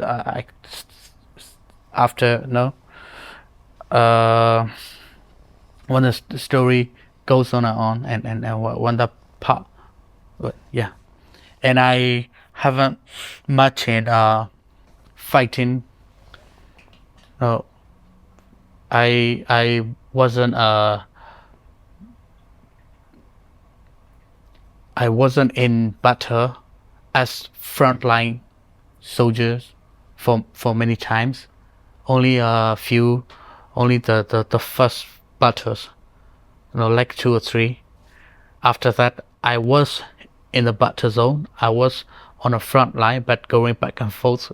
I Sure. arrange and I support and I provide things, from boost to medicine. I carry, deliver, and I for them to cook for meal. So I have carry. I put like thousands of eggs. Wow. On the back of my truck, in the truck, and I went to the battle zone, and as soon as I drop the loads off, as soon as I finish delivering the goods, the eggs, I have to pick up 3 wounded soldiers, and on the way, my car, the joint broke and couldn't continue, so I have to take them off and find another car. That's only a delivering story, but it has tragedies in it. Actually, I'm not traumatized that much, but I would like not to talk about them. Talk about the dead one. The one who lost their body parts. I rather not talk about it. At first, for everyone, at first we didn't have enough guns and ammos and ammunitions, so it was like like a random. No, it was like a the one who got lucky will go to Frontline, and like the other side, they sent the ones unlucky ones. Lucky, in other words, that the resistance fighters wanted to go to the front Of course. line. Yeah, so they felt lucky when they got the Yeah. opportunity. Yeah. Some even complain the elders, like the squad leaders and or the sergeants. They even complained that they're not involved. They would like to join, but they wasn't on the list. Most of us complain, but when you're on the front line, there are many posts on the front line, and you don't know from which direction the enemy will strike, and you can't expect you can't expect anything, like when or how many or which way would the enemy strike. So some even stay on the front line, like when soon as we got a post, we got a spot, we will make it a post. We have to take and build the bunkers and the communication lines. So we have to dig. As soon as we drop off our backpacks and stuffs, you start digging. We start digging, and for the seasons like right now, like the rainy season, you have to put the tents.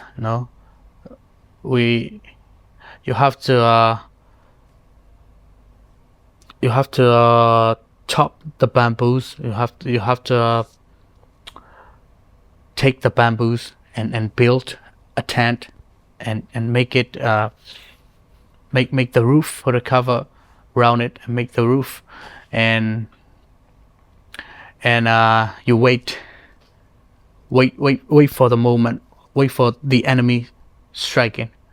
So they don't have toilet, they don't have no proper kitchen, and the kitchen which the meals where the meals are prepared and sent to the post isn't even properly built and operate. So the meals are bad. Like we don't have the canned foods like other armies, we don't have the canned food. We don't have the canned aids. So we have to rely on that the meal, and we have to rely on instant noodle packs, and sometimes we don't have time, and we couldn't afford to make fire and then cook it. We crash it.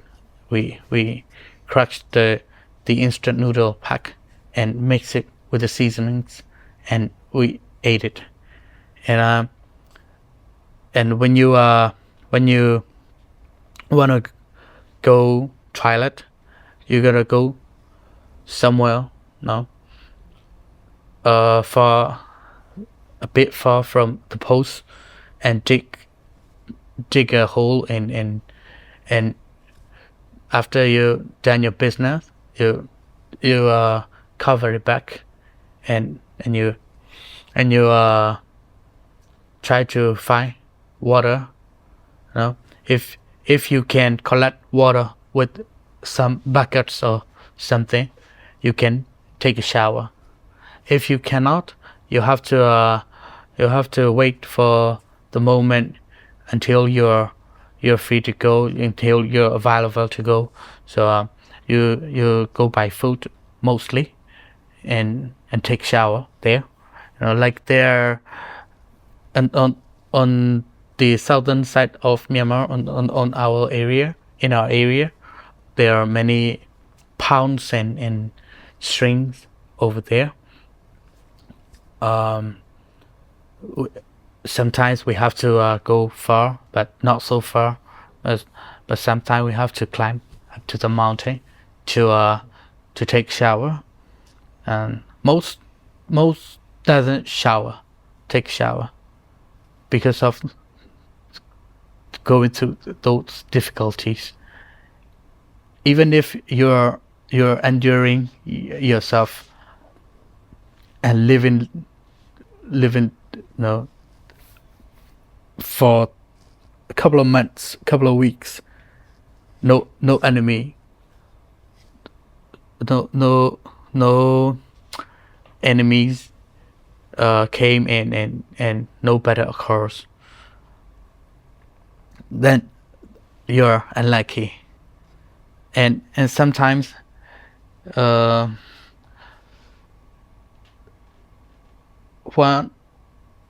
the battle occur on a post, that post is regarded as lucky one, because they gotta open fire, they gotta shoot, and due to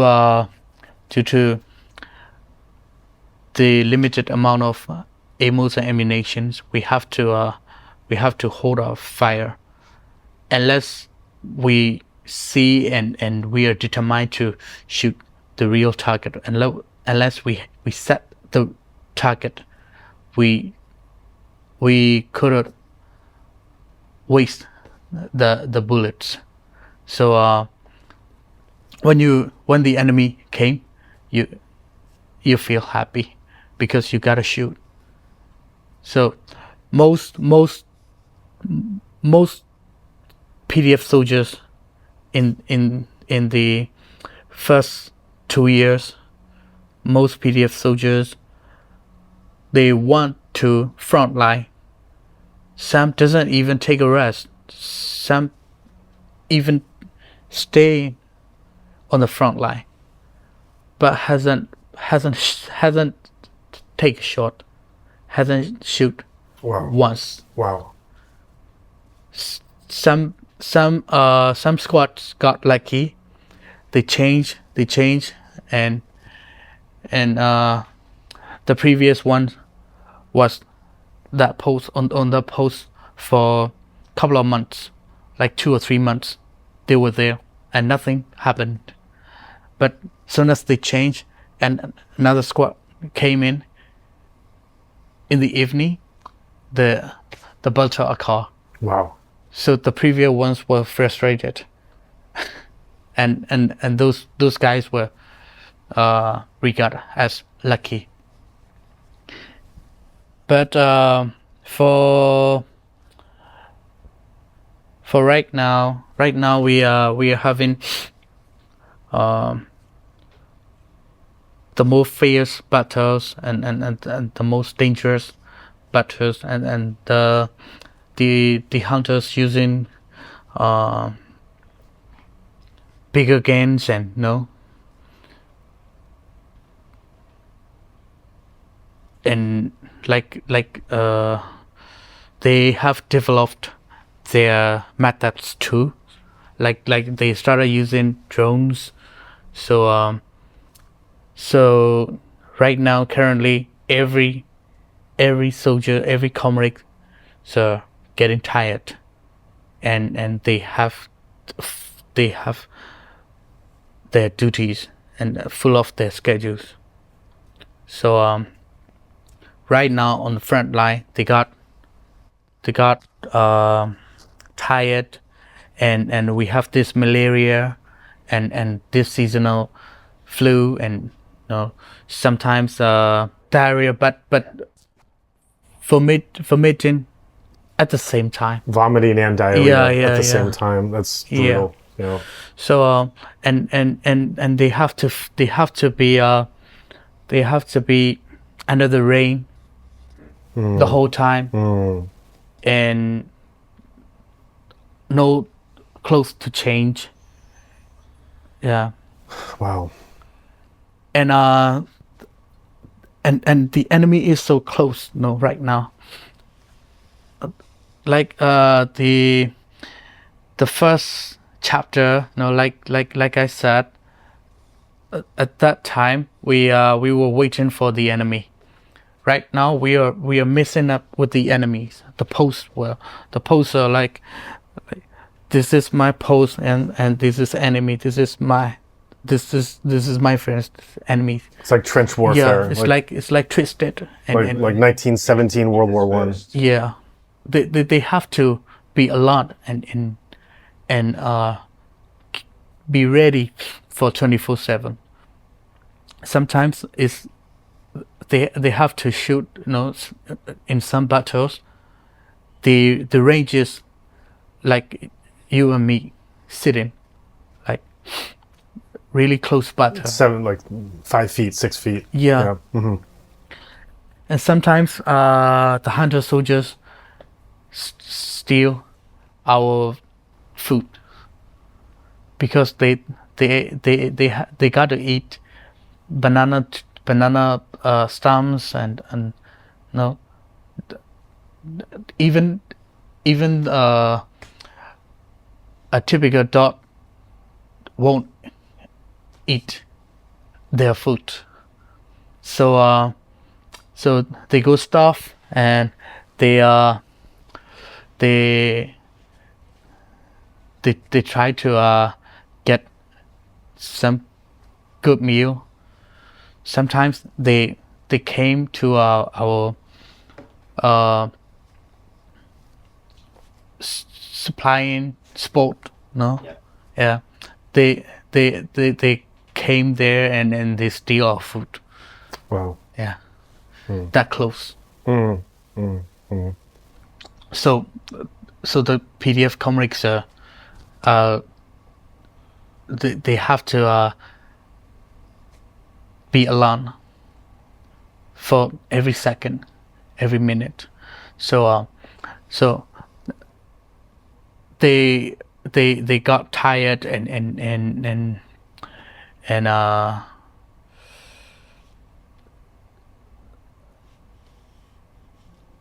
yeah, they got tired, mentally and physically, both.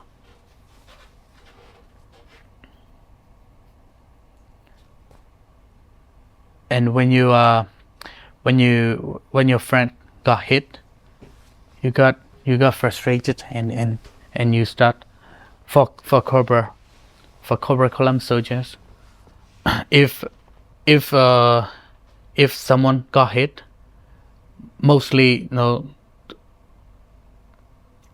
a typical squad would break their formation and they got loose, but in our columns, if a friend got shot, the ones who's responsible to carry would do his job properly, quick and tight. At the same time, the other ones, they double the gunpowder, and they got more fierce. That's the spirit of Cobra column. It is a column. It was led by General Dabo. You know General Dabo, right? At first, he was our column leader. He was our head of, and we the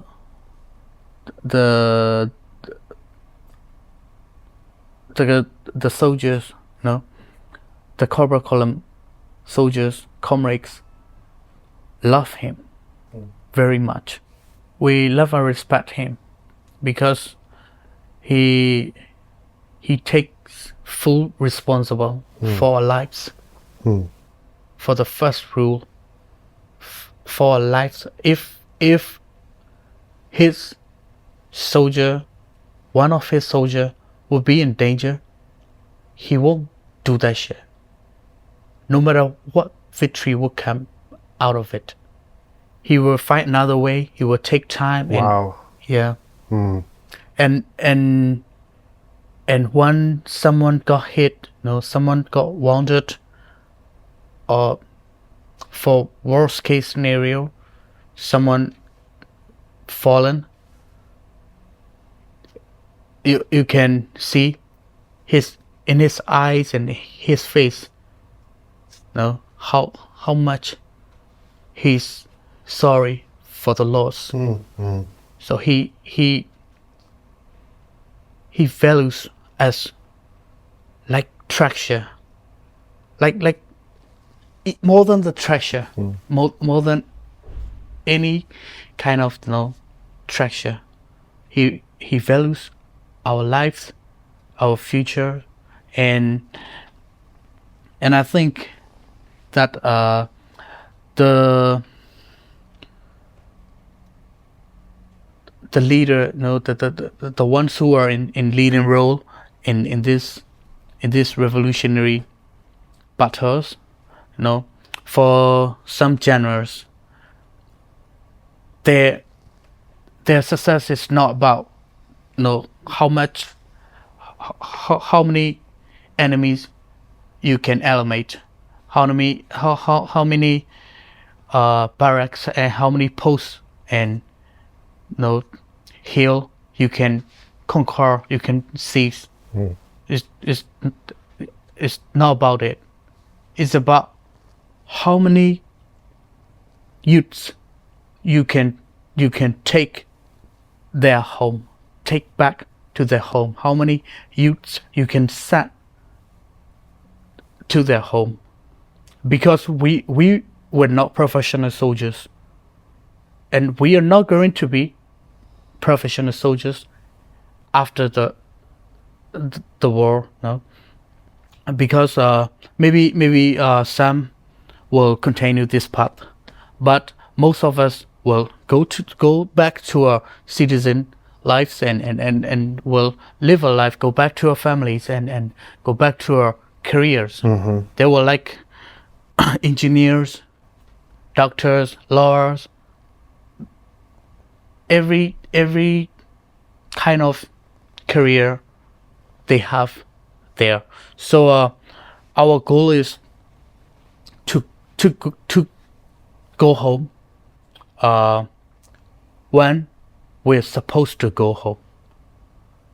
So we in my own opinion, in my own ruler, I think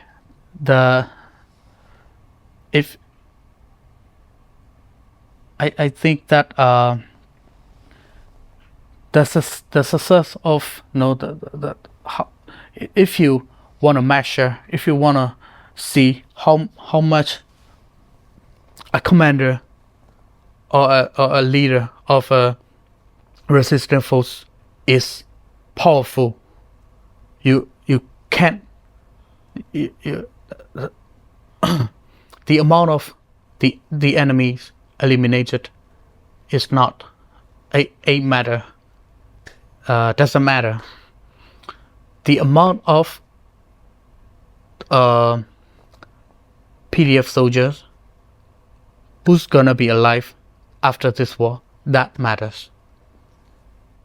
Our column, the leader of our column, Buddha, care so much, and then I'm not saying this because because not because what I think, not because I think so. I've seen so. I've experienced it. If if the enemy is if the enemy's strike is fierce and we were if this place is this guard post is surrounded and the enemy outnumber us, he rather lose the post than losing any of his soldiers, his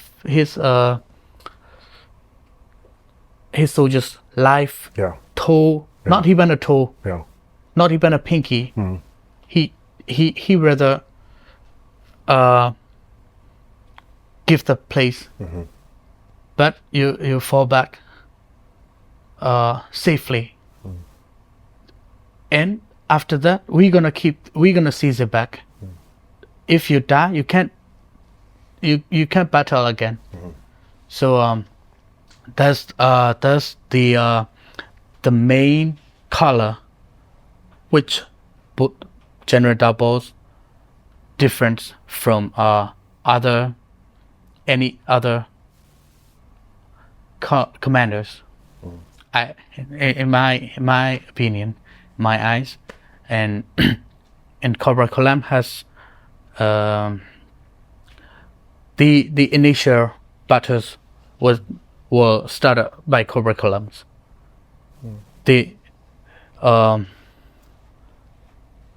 Still we play in the lead role of this the battles right now. The from Asian Road to Wale right now. We play the lead role, the Cobra Column leading role, but with the help of other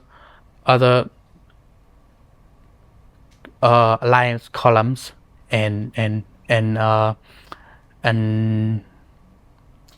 some forces not big as a column, but some forces join as alliance.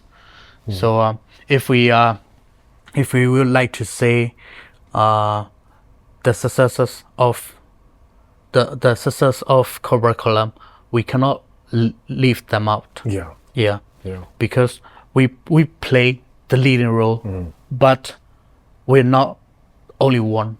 Yeah, we are fighting together with other columns. Yeah. So so those alliances are important and they play a big part in it too. Sure. Yeah. So Cobra Column is like if we refer it as a person, he's like a social glue of an environment, and who carries and who carries and encourage everyone around him to move on to get greater achievements, and that kind of man Cobra Column is. I see. Yeah. Right. So then, looking at the way that you've described the recent nature of the conflict, the close quarters that you're keeping, this kind of trench warfare, the 24/7 style of monitoring and awareness that PDFs need to have, given, and this overall, this is just a very non-conventional warfare, and so a lot of outside analysts and journalists and diplomats, people trying to understand the nature of this conflict, it's been very challenging to geomap and to understand really the nature of what's happening with particular battles, skirmishes, who's winning, why does it seem that there's a victory, but then it's handed back over, and what's really happening on the ground. It's been challenging for those outside to really have a kind of picture or understanding as to how this conflict is shaping out. As someone who is involved in a particular part, in a particular area of this battle, obviously it's happening on many fronts in many places, and there's a lot of things outside of your understanding and experience, but looking specifically and particularly at your area of engagement and your knowledge of Cobra Column and Cobra Column, as well as your alliances you talk about, as well as your engagement with the enemy in those particular places where you're doing it, and focused on your particular knowledge of understanding.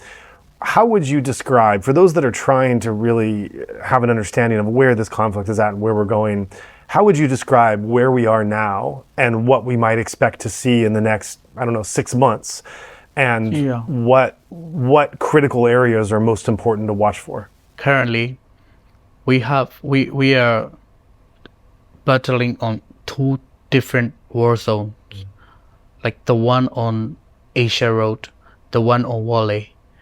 And as I've said by the leading of Cobra Columns, Cobra Column is right now under the good care of Bosoko, a really good friend of Budabo.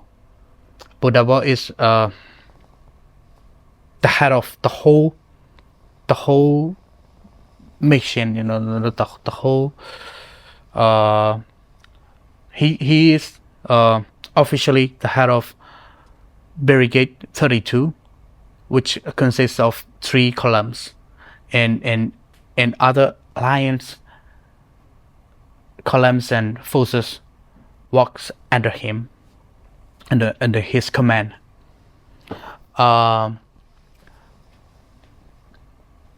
As for this area, this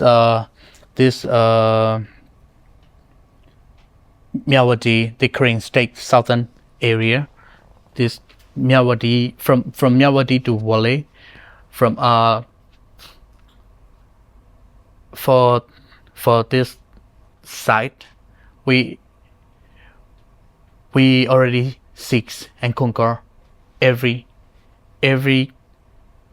hunter's post except Wale, which is currently we are trying to seize, and Brigade 2775, which is on the right side of the Asia Road, next to Myawaddy commercial zone. Only these 2 places left. So after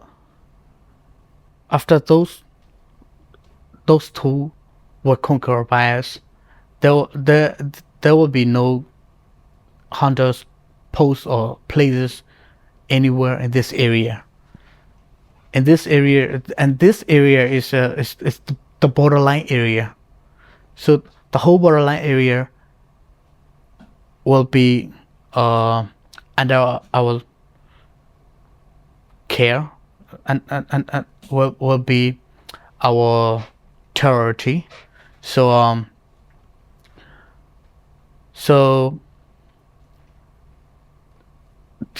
the supplying and providing, the whole resistance forces link network will be better and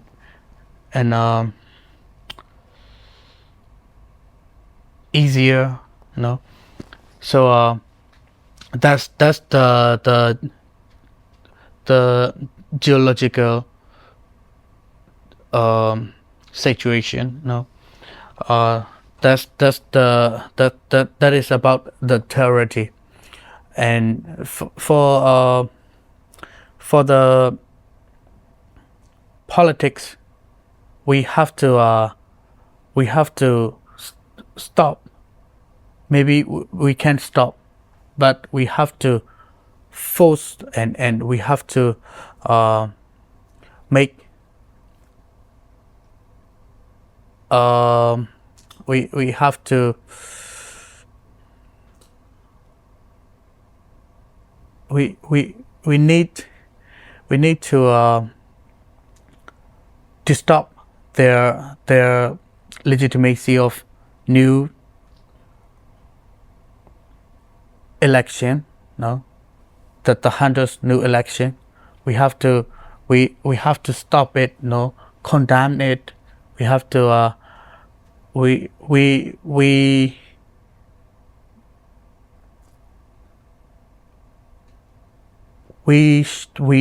must do anything as much as we can, because if the hunters Myawaddy turn the table and if the election would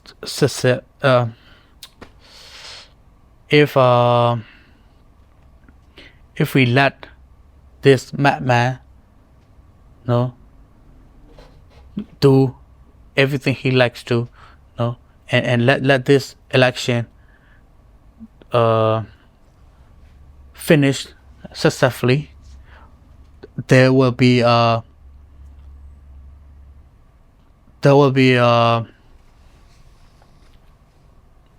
many difficulties. The people, both the people and the NUG and PDF, no, everyone against the hunters will face the difficulties and we have to struggle more, and because they could afford many ways and things to destroy us, to destroy the people's future and to destroy the country, both in diplomatic way or no military way. So I don't know if you ask me what will happen in another 6 months, but I can assure that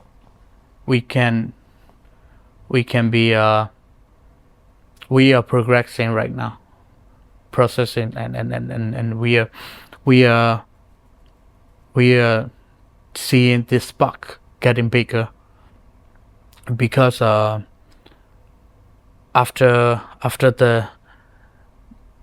the liberation of this whole state, this whole area, we can advance. We can go, no, we can go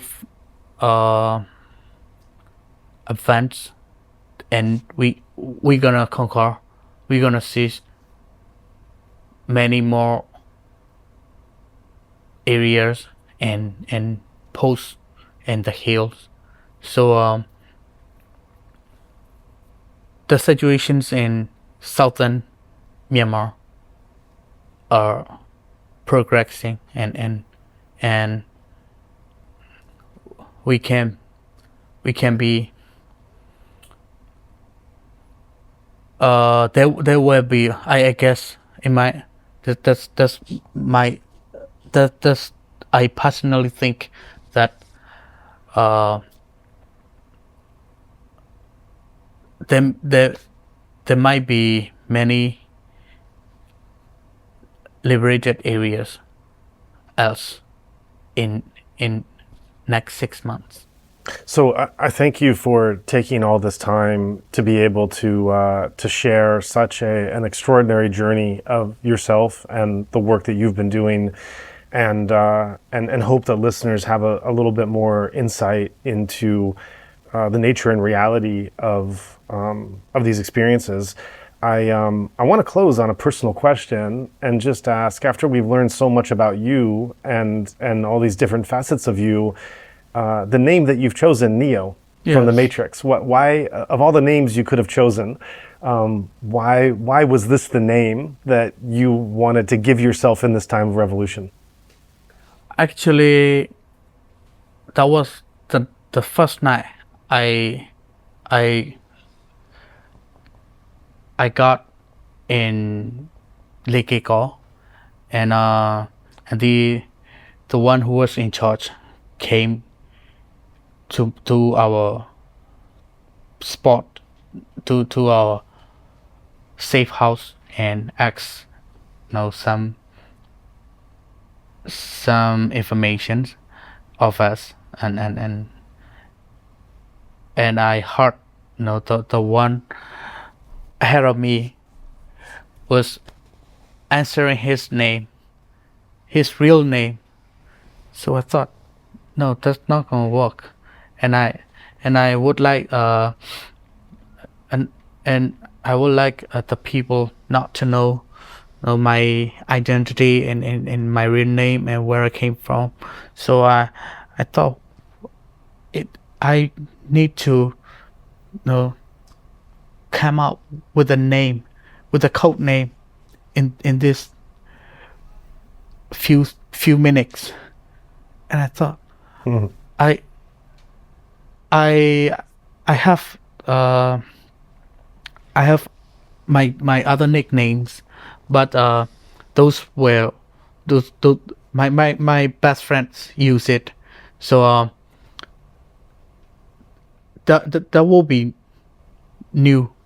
That won't be new, and I want and I would like to start a new life here, and I want to cut the everything behind me, and I would like to start anew, and I would like to start a new identity, new life, a new name. So I thought in that minutes, okay, that should be revolutionary name, and that should be easy to call, easy to remember, and what would be, and the most important thing is I must like it. I must admire it. So I can't take the name of the name if someone who has the name is a bad guy. Yeah. So okay, so I am right now a revolutionary activist. I am a rebel. I am a rebel right now, and I need to fight the system, and my name need to be easy to remember, to call, and I like the Matrix very much, and I thought in this situation I think myself, I think that I have already chosen the pill. So no going back, no taking back. Right. Yeah. So okay, so and at that time he asked me, "What's your name?" Neo, I said. But the hilarious thing is that they have this beer, Leo. Wow. Yeah. Thai beer. Yeah. So it makes my name easier to remember. Yeah. Do not trust the hunter's election. Do not trust the hunter in any way. Support NUG. Support PDF. Thank you.